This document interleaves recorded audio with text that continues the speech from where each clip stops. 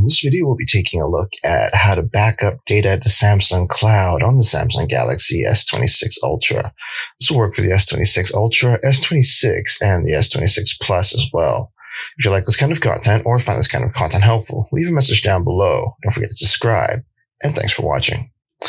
So if you want to back up your data to Samsung Cloud on your S26 device, thankfully it's pretty easy to do so.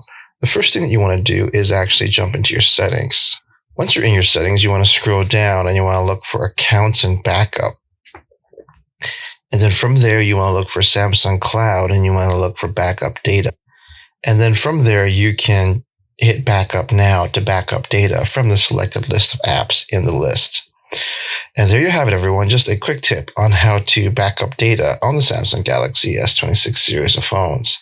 If you like this kind of content or find this kind of content helpful, leave a message down below. Don't forget to subscribe, and thanks for watching.